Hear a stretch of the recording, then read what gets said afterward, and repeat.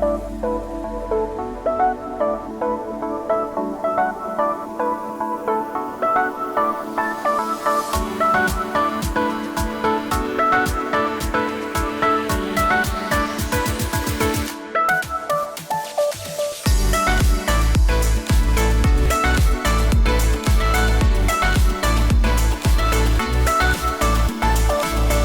hey guys, welcome back to Wasting Time in the Woods. We are at a campground. I know, a campground. Not really my MO, but the truth is we just haven't been able to go camping that much this year because of a whole bunch of factors, but one of them is getting the kids up the hill after school on Friday. So this is kind of a cool campground. It's just north of Flagstaff, and it is a rustic campground, so there's some picnic tables and there's about 10, maybe 15 spots. Blazer and I got up at like 5:30 this morning and jumped in the truck and headed up the hill so that we could hopefully get the best spot, and I think we did. So we're gonna do a little bit of hiking, and I'm gonna kind of show you guys some of the gear that we've been updating and just talk about some stuff that's coming up in the channel. So that's it. Let's go camping. Locket Meadow is just 15 miles north of Flagstaff. It's a few short miles off the pavement up a steep and graded road that any passenger car can handle just fine in good weather. But if you're trying to pull a trailer up this ski slope, you're gonna need 2 sets of spare undies. One for you, and one for the guy that you encounter coming the other direction. The meadow is nestled among the San Francisco peaks, which are the remains of an ancient stratovolcano that exploded the last time I was optimistic about my career, around 400 to 900,000 years ago. There's 7 peaks that make up the remains of the former San Francisco mountain volcano, and Locket Meadow is tucked right here, just inside the caldera behind Sugarloaf Mountain. Once you get into the meadow, there's a single one-way loop with about 15 sites scattered around the meadow's edge. The meadow is beautiful, and it's peppered with stands of aspens, but this is what people come here for. This is the Inner Basin Trail, and it's one of the most beautiful and picturesque in the entire state. Oh yeah, that is a nice piece of aspen. Blaze and I spent the afternoon hiking to the top and back, which is about 3.5 miles. It's kind of like Jurassic Park in here. You see the ranger. Tell him that Blazer was definitely on leash the entire time. We were having a blast, but we needed to get camp set up before the girls got up the hill to join us. Over the next hour or so, I slowly dragged out my entire array of Amazon camping gadgets and gizmos. Every impulse buy and regret du jour. My campsite looked like a homeless encampment built nearly entirely out of Chinese engineered solutions to camping problems that never really existed in the first place. Oh yeah, I'm so prepared. So frickin' prepared for nature. Well, I'm a moron. I am airing up because now I have to go into town because I forgot the tent. The whole point of this trip was that I'd be here set up and ready to go for the girls, but I forgot the damn screen room that hangs off of the truck, which is what we're supposed to sleep in, and it's gonna rain pretty much all day tomorrow. So now I have to figure out where to find a tent at 7 o'clock at night and the sun's almost down. We're so lucky that we are right outside of Flagstaff.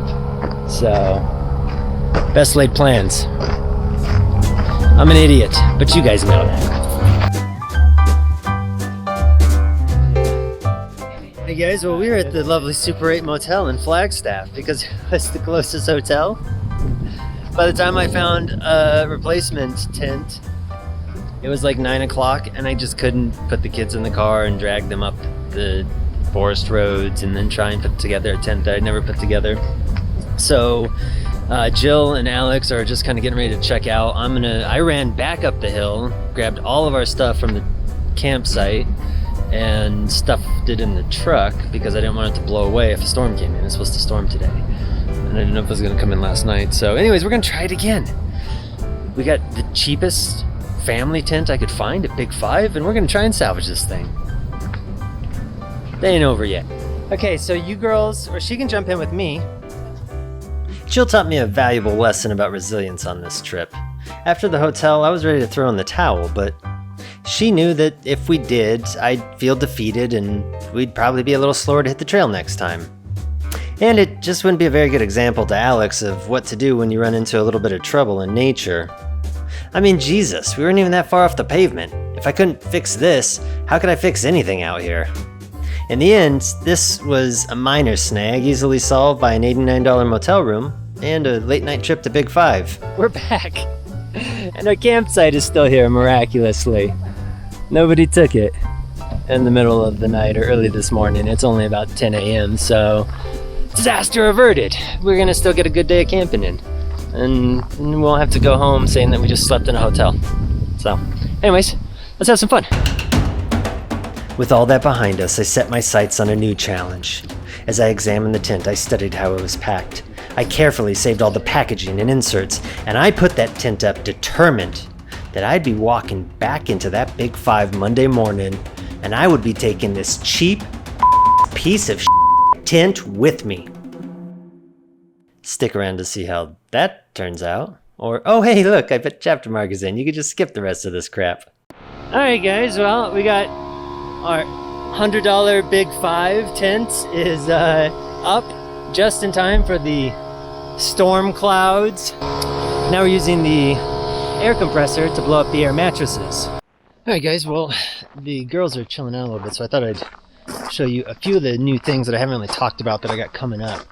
One major change we made this season was going with the ARB Awning. This one is the 8-footer, and we've been sleeping off the truck with it with their screen room, which was fantastic. I looked at a bunch of different ones, a bunch of options, and for the money, the ARB just seems like it's built really well and made to last. Now the Iron Man looks almost identical, and I actually have an Iron Man awning on the way because it's got a neat trick that this one doesn't have. The Iron Man awning, you can actually pull in somewhere, set the awning up, drop your screen room, lift the awning off the truck, put it on 2 poles, and drive the truck away. So we're looking forward to trying that out, because this thing actually, I didn't even think about it because we never campground camp. We always disperse camp, but it's a problem here because, as you can see, I can't get the truck in over there. I can't drive past the gravel without the ranger coming in and yelling at me. And since we have the 8-footer and that tree's right there, I can't even really kind of park alongside. You know, that opening is just big enough for me to park the truck sideways against, but it's not big enough for the awning to come out because of that pine tree that you can see right there. So I could have got my saw out, I guess, but I think that might have pissed the ranger off even more. So we'll skip that. Maybe it's a good thing that I forgot the screen room. We had to go get a standalone tent. All right, guys, another thing that I wanted to talk about was this new kitchen by ATC Tool Company that we got. This was Jill's Mother's Day present. Super expensive, $100 for a kitchen organizer. But man, it's awesome. I think it's actually like $80 plus tax and shipping. But it's got these little clips, and your entire kitchen goes in it. If you put the plates away correctly, they don't fall out. We just made lunch, so just got everything. And then you walk over here, it's got this neat little trick. Alright, so once you get all your stuff in it, you can just hang it, and it's got your entire kitchen organized here. So we've got a little zipper pouch, and we keep, there's a funnel in there, bottle opener, random stuff, plates.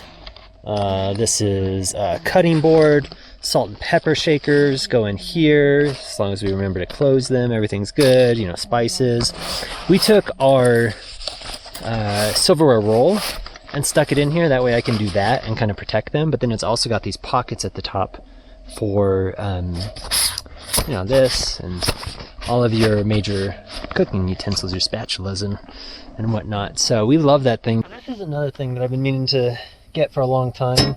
Some sort of battery charger. There's Jackeries and different name brand ones. These guys just sent me one. I guess I can thank you guys. My channel's finally big enough. But this thing's $100. It's like $120 or $150 with a $30 off coupon right now. It's 250 watt hours.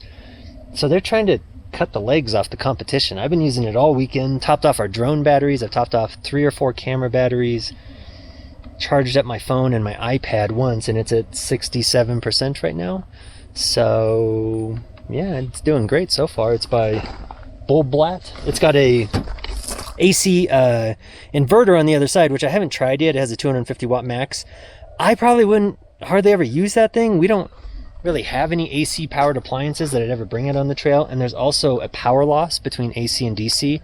Not just these guys, all of the different manufacturers, the inverters have some sort of a power loss, but this one does have a pure sine wave inverter, 24 volt or 12 volt DC inputs. You can hook a solar panel up to it, and it's working great. So far so good. They said they have a big one coming out, and they're going to give me a code that I'll put in the description below for you guys for another 25% off. So I don't know if that's 25% off on top of the coupon that they have on Amazon right now, or what the deal is, but it's like 100, maybe 130 bucks. Bullbat. Give it a shot. Keep using it. See how it works out. We spent the rest of the day goofing around, more time on the trail, and just generally wasting time in the woods. Jill whipped us up a killer shrimp fajita dinner, which was enjoyed with copious amounts of beer. Hey, check that out. We even had a real fire. Well, for an hour or so until we got sick of the smoke, peed on it, and pulled out the little red campfire. It's beautiful. In the morning, Alex and Jill took one last look at the meadow as I shuttled them back down the hill to Jill's car. Alright guys, well I got the girls dropped off. I told them that I would break down camp and just let them head home. They're going to grab some breakfast, and we got dinner at Grandma's house tonight. But Blazer and I are going to stick around. We're going to spend the rest of the day exploring forest roads, I think. I really appreciate you guys coming along for the ride, and hope to see you guys next time.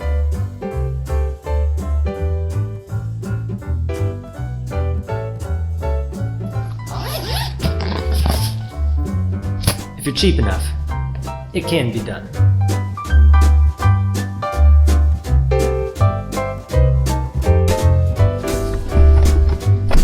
I take it back. I am a god among dads.